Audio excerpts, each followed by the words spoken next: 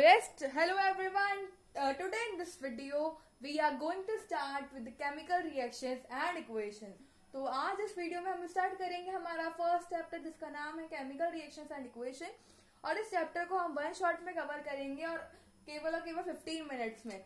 जी हाँ, हम इसको 15 मिनट्स में कवर करने वाले हैं फुल चैप्टर को। सो प्लीज इस वीडियो में लास्ट तक बने रहिएगा क्योंकि हम सारे कॉन्सेप्ट्स को इस वीडियो में क्लियर कर देंगे। तो देखो, केमिकल रिएक्शंस होता क्या है। केमिकल रिएक्शन को डिफाइन करूं तो उसको आप कह सकते हो, it is the process of interaction of chemicals to form new chemicals. यानी कि एक ऐसा प्रोसेस जिसके अंदर केमिकल्स जो है वो इंटरेक्ट करते हैं एक दूसरे के साथ और नया केमिकल बनाते हैं और नया केमिकल कुछ भी केमिकल कंपाउंड बनाते हैं। ठीक है, तो केमिकल रिएक्शन जो है वो ऐसा प्रोसेस होता है जिसके अंदर केमिकल्स मिलकर एक नया प्रोडक्ट जो है वो बनाते हैं। ठीक है, अब देखो, chemical reactions involve chemical change. Chemical change क्या होता है हम हमारी प्रीवियस क्लासेस में भी देख चुके हैं, जिसके अंदर जो केमिकल प्रॉपर्टी है सब्सटेंस की वो चेंज हो जाती है और ये क्या होता है, इरिवर्सिबल होता है। ठीक है, तो देखो, इट इन्वॉल्व परमानेंट चेंज, यानी कि ये जो है वो परमानेंट होता है, इसको हम चेंज नहीं कर सकते।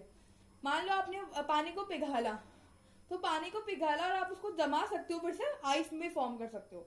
आप जब वाटर को मेल्ट करोगे या बॉईल करोगे तो वो फिर से आइस में कन्वर्ट, वाटर को बॉईल करोगे तो वो गैस में कन्वर्ट हो जाएगा। पर जब आप उस गैस को या फिर गैस से आप उसको आइस में भी चेंज कर सकते हो, वाटर में भी चेंज कर सकते हो। तो ये क्या है, एक तरह का फिजिकल चेंज है। ठीक है, बट एक केमिकल चेंज क्या होता है, मैं आपको बहुत इजी एग्जांपल देती हूँ, जैसे कि बर्निंग ऑफ पेपर। ठीक है, जब हम एक पेपर को जलाते हैं तो वो किसमें कन्वर्ट हो जाता है, ऐश में। ठीक है, तो उसको हम वापस इस पेपर की फॉर्म में नहीं ला सकते। या फिर बर्निंग ऑफ जो एलपीजी, लिक्विफाइड पेट्रोलियम गैस की बर्निंग जो होती है वो भी एक केमिकल चेंज ही है। ठीक है, अब देखो, उसके बाद हमारे एक टॉपिक है मेन जो कि है बैलेंसिंग। सॉरी, क्या टॉपिक है वो, बैलेंसिंग। बैलेंसिंग मैं आपको इस वीडियो में थोड़ा छोटा समझाऊंगी, बट हाँ, अगर आप इसको डिटेल में देखना चाहते हैं तो आप हमारे चैनल पर जो मैंने इसका डिटेल्ड एक्सप्लेनेशन दे रखा है उसमें जाकर देख सकते हैं। तो please watch that video if you want the detailed explanation. So now C, H2 मैंने यहाँ पर एग्जांपल लिया है बैलेंसिंग, यानी कि इस चीज को बैलेंस कर देना। बैलेंसिंग करते क्यों है हम, क्योंकि हमने 9th क्लास में पढ़ा था कि जो भी केमिकल इक्वेशंस होती है, केमिकल इक्वेशन क्या होती है वो भी बता देती हूँ। केमिकल इक्वेशन क्या होता है, किसी भी केमिकल रिएक्शन को रिप्रेजेंट करने का तरीका। तो हम कह सकते हैं the representation of a chemical reaction in the form of words और with the help of symbols. So आप इसको ऐसे लिख सकते हो। अब देखो, बैलेंसिंग क्या होता है, क्यों करते हैं हम बैलेंसिंग, क्योंकि जो केमिकल रिएक्शन होती है वो क्या वो भी करती है, law of conservation, law of conservation of mass. Okay, अब law of conservation of mass क्या, कंजर्वेशन होता है उसको कंजर्व करके रखना, उसको बचा के रखना। यानी कि जो चीज जैसी मैंने ली थी वैसे की वैसे ही उसको जब मैंने रिएक्ट करा उसके बाद भी वो सेम ही रहेगी। For example, if I am going let us से एग्जाम्पल लेती हूँ मैं आपको। मेरे पास प्रोडक्ट है A प्लस B। अब A मैंने 1 लिया और B मैंने 2 लिया, तो रिएक्शन के बाद भी जो A 1 ही रहेगा और B 2 ही रहेगा। यानी कि जो इनके एटम्स है वो सेम ही रहेंगी रिएक्शन के पहले भी और रिएक्शन के बाद भी। इस साइड हमारे रिएक्टेंट्स है, उस साइड हमारा प्रोडक्ट है। रिएक्टेंट क्या होता है, जो रिएक्शन में पार्ट लेते हैं, और प्रोडक्ट क्या होता है, जो हमारा कंक्लूजन निकलता है उसको रिएक्ट करवाने के बाद। नाउ बैलेंसिंग क्यों करते हैं समझ में आ गया, रिएक्टेंट प्रोडक्ट समझ में आ गया, सिंबॉलिक रिप्रेजेंटेशन क्या होता है समझ में आ गया। अब बैलेंसिंग का एग्जाम्पल, मैंने यहाँ पर एग्जाम्पल लिया है, ये केमिकल इक्वेशन रिएक्शन है एक H2 प्लस O2। जब हमने हाइड्रोजन और ऑक्सीजन को रिएक्ट करा तो उसने क्या दिया, H2O। Now you all must be thinking that why I have written G and L here। So now see, मैंने यहाँ पर G इसलिए लिखा है क्योंकि गैसियस फॉर्म को इंडिकेट कर रहा है। H2 जो कि हाइड्रोजन है, हाइड्रोजन का जो मॉलिक्यूल है वो हमेशा 2 एटम के साथ एग्जिस्ट करता है। ठीक है, हाइड्रोजन का एक मॉलिक्यूल 2 एटम के साथ रहता है।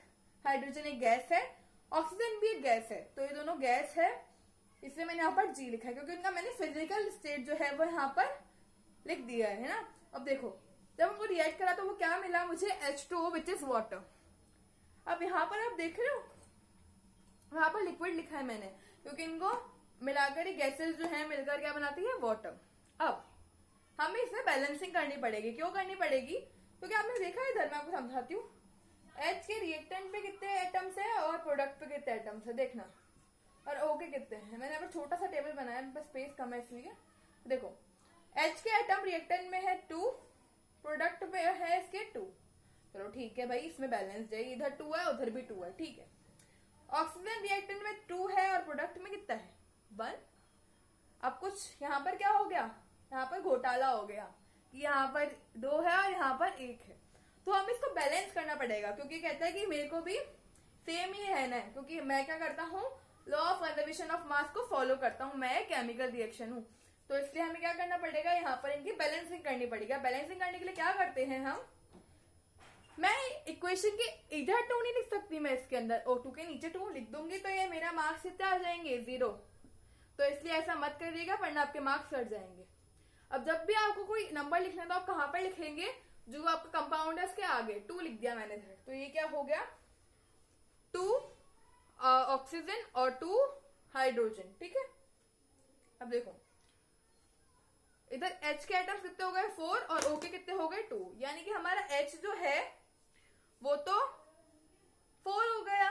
अब H को बैलेंस करने के लिए अगर लिखूंगी मैं यहाँ पर 2 लिख दूंगी, तो 2H2 इधर 4 हो गया और उधर भी 4 हो गया। तो इस तरह से हमारी इक्वेशन जो है वो बैलेंस हो गई, ठीक है।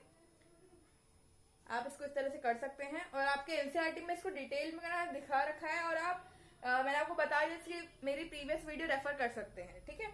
देखो यहाँ पर मैंने उसी इक्वेशन को मैंने यहाँ पर दूसरे तरीके से लिखा है। अब मैं आपको समझाऊंगी रिएक्शन टाइप्स ऑफ रिएक्शन में कि मैंने देखो डिफरेंट क्यों लिखा है, पर आप एक बार देख लो।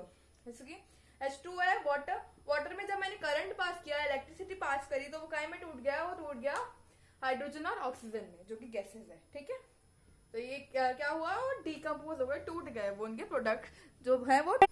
तो हम पढ़ने वाले हैं नेक्स्ट पार्ट पे चैप्टर का, और बहुत इंपॉर्टेंट पार्ट है ये चैप्टर का, तो इस पर प्लीज ढंग से ध्यान देना, क्योंकि ये पार्ट जो है ना, इसमें से अब के बार मैक्सिमम चांसेस है क्वेश्चंस आने के। देखो केमिकल रिएक्शंस के टाइप पढ़ने वाले हैं, और मैंने इतना इजीली बना रखा है फ्लो चार्ट, और अगर आप इसको डायग्राम को आपके एग्जाम के अंदर बनाया होगे ना, तो आपकी टीचर बहुत इम्प्रेस हो जाएगी आपसे और आपको फुल मार्क्स देगी वो, ठीक है।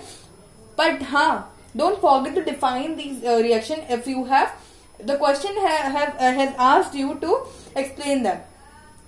If you मतलब इस क्वेश्चन के अंदर if the question has asked the name of the reactions, then write only the names of the reactions, otherwise you have to explain them. Okay, now पहला जो रिएक्शन है वो है हमारा कॉम्बिनेशन रिएक्शन, सेकंड जो है वो डिकम्पोजिशन रिएक्शन, थर्ड जो है वो डिस्प्लेसमेंट रिएक्शन है, फोर्थ जो है वो डबल डिस्प्लेसमेंट है, और फिफ्थ जो है वो रिडॉक्स रिएक्शन है। You must be thinking that he क्या क्या बोल दिया, मुझे तो सर पे से निकल गया। अब देखो मैं समझाऊंगी, डोंट वरी। फिर मैं आपको नाम बता रही थी, एक बार मैं आपको एक्सप्लेन करूंगी। जब तक मैं आपके साथ हूँ आप चिंता मत करो। अगर आपको कोई भी डाउट हो प्लीज मुझे कमेंट सेक्शन के अंदर ड्रॉप कर देना, ताकि मैं आपका डाउट जो है वो अच्छे से क्लियर कर सकूं ना। 2 है इसमें रिएक्शन जो की है, एक्सोथर्मिक और एंडोथर्मिक। मैं सबको एक बार आपको डिफाइन के लिए मैं आपको डिफाइन में चाहे से आप बोलो तो मैं आपको पीडीएफ बनाकर डिस्क्रिप्शन बॉक्स में दे दूंगी, अगर आप मुझे चाहोगे, आपको चाहिए तो। अब मैं आपको इसमें अभी एक्सप्लेन करती हूँ। कॉम्बिनेशन रिएक्शन क्या होता है? कॉम्बिनेशन रिएक्शन होता है जिसके अंदर 2 चीजें कंबाइन कर एक सिंगल प्रोडक्ट बनाती है। क्या होता है इसमें? 2 चीजें मिलकर एक सिंगल प्रोडक्ट बनाती है, कंबाइन करते हैं। इसकी मैं आपको एग्जांपल देती हूँ, बिकॉज केमिस्ट्री जो है ना एग्जाम्पल्स के बिना अधूरी है। तो देखो A + B मैंने जब करा तो बन गया C, यानी कि 2 प्रोडक्ट रिएक्टेंट लिए एक सिंगल प्रोडक्ट बनाया। ये क्या था? मेरा कॉम्बिनेशन रिएक्शन। अब क्या है मेरा? अब है मेरा डीकम्पोजिशन रिएक्शन। डीकम्पोजिशन रिएक्शन की जब मैं बात कर रही हूं तो इसमें क्या हो रहा है? डीकम्पोज। हमने हमारी छोटी क्लासेस में हमने पढ़ा था कि डीकम्पोजन होता है, वो क्या करते हैं? तोड़ते हैं चीजों को, ठीक है। और डीकम्पोजिशन का मतलब क्या है? तोड़ना। तो यानी कि मान लो कोई हमारे पास रिएक्टेंट है C, वो टूट गया A और B में। मैं आपको डिफाइन करती हूँ दोनों को। Combination reaction is a type of reaction in which 2 or more reactants combine to form a single product. It is a type of reaction in which two or more products combine to give a single product. Okay. Now when we are talking about the decomposition reactions में क्या होता है? A single reactant breaks to give two or more product, और decomposes to give two or more products. Single reactant दो में टूट गया, दो रिएक्टेंट एक प्रोडक्ट में बदल गए, दोनों एक दूसरे का अपोजिट है, ऐसे करके याद रख सकते हो. ठीक है, एग्जाम्पल मैं देती हूँ आपको इसका केमिस्ट्री की भाषा में. तो देखो इधर लिख रही हूँ मैं एग्जाम्पल आपके लिए. I hope that it is visible to you. देखो Mg प्लस O2, ये हमारा एक्टिविटी 1 भी है एनसीईआरटी में, याद रखिएगा. ये क्या देते हैं हमें? MgO, magnesium oxide. मैग्नीशियम और ऑक्सीजन मिलकर क्या देते हैं? Magnesium oxide. ये हमारा कॉम्बिनेशन रिएक्शन का. अब इसको तुम डीकम्पोजिशन के लिए भी याद रख सकते हो. ठीक है, दोनों के लिए एक एग्जांपल चल जाएगा, बट उल्टा लिखना पड़ेगा. ये सेकंड मतलब कि कॉम्बिनेशन वाला है और ये डीकम्पोजिशन का एग्जांपल है. ठीक है, तो देखो इसमें लिख सकती हूँ MgO जब टूटता है तो क्या देता है वो मुझे? Mg plus O2.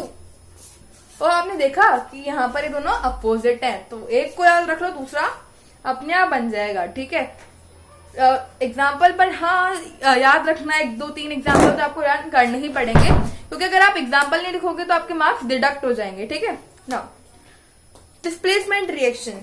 I am erasing this because I am having less space.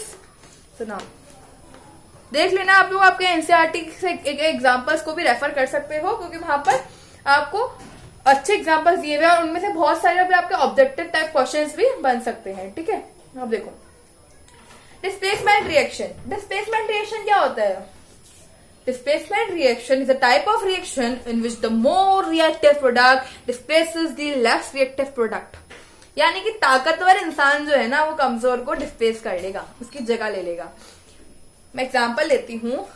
ये है हमारे 3 बच्चे. ठीक है, बंटी, बबली, बिट्टू. अभी बंटी, बबली, बिट्टू है. बंटी और बबली जो है, सॉरी बंटी ये है, लिख देती हूँ कि मैं कंफ्यूज हो जाऊंगी पढ़ना था. बंटी, ये है बबली और ये है बिट्टू. अभी जो बंटी है ना, ये बहुत ताकतवर बच्चा है, और बबली जो है वो थोड़ा कमजोर बच्चा है, और जो बिट्टू है ना, पर उसको साथ रखता है. बिट्टू हमेशा उसका साथ देता है, तो बबली को ऐसा लगता है कि इसका दोस्त है. ठीक है, अब क्या होता है, एक बार जा रहे होते हैं रास्ते में और इनको मालूम हो जाता है रास्ते में, तो क्या होता है, बबली को छोड़कर बिट्टू भाग जाता है. तो बबली समझ जाता है कि बिट्टू तो अच्छा नहीं है, तो इसको पता नहीं रहता है बंटी. तो क्या होता है, ये जो बबली है अभी किसके साथ आ जाता है? बंटी के साथ. तो यानी कि इन दोनों की दोस्ती हो गई और वो अकेला हो गया. ठीक है, तो देखो यहाँ पर इन दोनों की दोस्ती हो गई, और ये जो है ये हमारा बिट्टू ये अकेला रह गया. तो समझ में आया आपको? तो ये इसको डिस्प्लेस कर लिया इसमें. तो ये डिस्प्लेसमेंट रिएक्शन के लिए एग्जाम्पल है. प्लीज आप इसको एग्जाम्पल में एग्जाम में मत लिख के आइएगा, वरना आपको 0 अंडा ही मिलेगा. मैं समझाने के लिए बता रही हूँ आपको बस. ओके, नाउ इसका एग्जाम्पल देती हूँ मैं आपको. एग्जाम्पल के लिए मैं आपको एग्जाम्पल देती हूँ आपको. Fe प्लस CuSO4 जब ये रिएक्ट करते तो क्या देते हैं ये हमें? FeSO4 plus Cu. ठीक है, तो इसका एग्जाम्पल है. Fe जो है वो कॉपर से ज्यादा ताकतवर है, तो इसको डिस्प्लेस कर लेता है और FeSO4 बन जाता है. ठीक है, अब देखो इतना समझ में आ गया होगा आपको, आई होप सो. नाउ इतना समझ में आ गया, तो अब हम बात करने वाले हैं डबल डिस्प्लेसमेंट रिएक्शन की. डबल डिस्प्लेसमेंट रिएक्शन में होता क्या है? बेसिकली इसमें होता है एक्सचेंज ऑफ आयंस. इसमें क्या होता है? Exchange of ions. ठीक है, तो इसमें क्या होता है, जो नेगेटिव वाले हैं वो नेगेटिव पॉजिटिव एक साथ चले जाते हैं, रेडिकल्स जो है. ठीक है, इसका एग्जाम्पल मैं आपको बता देती हूँ. उसका एग्जाम्पल है NaSO4 plus BaCl2 gives NaCl2 plus BaSO4. Wait single second. मैं आपको एग्जांपल लिख देती हूँ एक बार, देखो BaCl2 plus BaCl2 plus NaSO4 को तो मैंने रिएक्ट करा तो ये मुझे क्या देंगे, इसके ना 2 बार डिस्प्लेसमेंट होता है, इसको हम डबल डिस्प्लेसमेंट बोलते हैं। देखो BaSO4 प्लस NaCl2, ठीक है। ये एग्जांपल हो गया आपका, इसको आप लिख सकते हो। लास्ट वाला जो रिएक्शन है वो थोड़ा बड़ा होगा तो मैं आपको इसको नेक्स्ट पार्ट में एक्सप्लेन करती हूँ, रुको। देखो अब हम बात करने वाले हैं रिडॉक्स रिएक्शंस की। रिडॉक्स रिएक्शन में 2 टाइप के रिएक्शन छुपे होते हैं, एक होता है रिडक्शन और एक होता है ऑक्सीडेशन। मैं आपको बहुत शॉर्ट में समझाऊंगी, अगर आपको डिटेल चाहिए तो आप मेरी पहले वाली वीडियो को रेफर कर सकते हैं चैनल पर जाकर। आपको वहां पर जाकर कोई कंफ्यूजन रहे, अगर आपको उन वीडियोस को देखने के बाद भी कोई कंफ्यूजन रहे तो मुझे वीडियोस में प्लीज कमेंट कर दीजिएगा, ओके। तो इसके अंदर 2 टाइप के रिएक्शन होते हैं, रिडक्शन और ऑक्सीडेशन। रिडक्शन क्या होता है, रिडक्शन में होता है एडिंग ऑफ हाइड्रोजन और रिमूविंग ऑफ ऑक्सीजन, यानी कि एक ऐसी रिएक्शन जिसके अंदर ऑक्सीजन जो है वो तो हट जाए और हाइड्रोजन जो है वो ऐड हो जाए। ऑक्सीडेशन में क्या होता है, ऑक्सीजन जो ऐड होती है और हाइड्रोजन रिमूव हो जाती है, दोनों एक दूसरे के अपोजिट है, ठीक है। इसका एग्जांपल आपके एनसीईआरटी के अंदर गिवन है, आप जाकर इसको रेफर कर सकते हैं। तो आपके लिए बहुत इजी एग्जांपल दिया हुआ है वहां पर, उसको बस अच्छे से लर्न कर लेना। और मैं तो ये कहूंगी एनसीईआरटी में जितने भी एग्जांपल दिए हुए हैं ना, आपको जितने भी रिएक्शन दिए हुए हैं सबको एक बार पढ़ लेना अच्छे से, क्योंकि अगर आपने नहीं पढ़ा ना तो आपके मार्क्स कट सकने के चांसेस हैं, बट अगर आपने उनको लर्न कर लिया तो आपका मार्क्स नहीं कटेगा। क्योंकि आपकी बार क्या है, सीबीएसई ने जो है वो पैटर्न चेंज कर दिया है और ऑब्जेक्टिव टाइप के भी देने लग गए हैं, सीबीएसई ज्यादा देने लग गए, तो इसलिए आपको उनको लर्न करना बहुत ही जरूरी हो गया है। अगर आपको उनको लर्न करने में कोई प्रॉब्लम आती है तो प्लीज मुझे बताना, मैं आपको हर एक रिएक्शन ढंग से एक्सप्लेन करूंगा, समझाऊंगी, बट हाँ छोड़ना मत उन्हें। अगर कोई भी डाउट हो मुझे बताना, मैं आपके साथ हूं, ठीक है। देखो इसके एप्लीकेशन हैं 2, रेंसिडिटी और करोजन। रेंसिडिटी का मतलब क्या होता है, तुमने देखा है कि कभी है ना ब्रेड होती है, ब्रेड लाकर हम ब्रेड लेकर आए, बहुत दिनों से ब्रेड पड़ी हुई है तो उसके ऊपर मम्मी बोलती है ना फंगस जम गई, तो वो फंगस जो होती है ना वो होती है रेंसिडिटी होती है वो, यानी कि जो फूड है वो ऑक्सीजन के कांटेक्ट में या मॉइस्चर के कांटेक्ट में आकर खराब हो जाता है। हमारी चिप्स जो होती है, चिप्स पैकेट देखे आपने, वो फूले फूले आता है, हम कहते हैं कि इसमें चिप्स से तो हवा ही है, तो वो हवा काहे के लिए होती है, ताकि हमारा फूड जो है वो सेफ रहे। उसके अंदर नाइट्रोजन होती है, ठीक है, ताकि वो हमारे फूड को सेफ रखे। अगर वो नाइट्रोजन फ्रेश नहीं होगी ना तो आपकी जो चिप्स है वो पूरी खराब हो जाएगी। और आपने देखा भी होगा कि जब आप चिप्स के पैकेट को खोलते हैं और बहुत दिनों तक पड़े रहने देते हैं तो वो खराब हो जाती है, सील जाती है, वो सीम सी हो जाती है, तो वो रेंसिड हो जाती है, ठीक है। अब कोरोजन, इसको प्रिवेंट करने रेंसिडिटी को प्रिवेंट करने का तरीका क्या है कि आप उसमें एंटीऑक्सीडेंट ऐड कर सकते हो या फिर नाइट्रोजन फ्लश कर सकते हो। कोरोजन क्या होता है, कोरोजन होता है मेटल्स पे जो अटैक होता है ना, मेटल्स पे अटैक हो जाना मॉइस्चर का, ठीक है, मॉइस्चर का, एयर का, तो इसको क्या बोलते हैं हम, कोरोजन। आयरन पे होता है सबसे ज्यादा, रस्टिंग हो जाती है ना आयरन की, जो आयरन का कोरोजन होता है उसको हम बोलते हैं रस्टिंग, ठीक है, रस्टिंग ऑफ आयरन। तो ये कुछ हमारे दो एप्लीकेशन थी जो हम रियल लाइफ में देख सकते हैं रिडॉक्स रिएक्शंस की। तो इसी के साथ जो है हमारा चैप्टर जो है वो समाप्त होता है। And thank you for watching the video.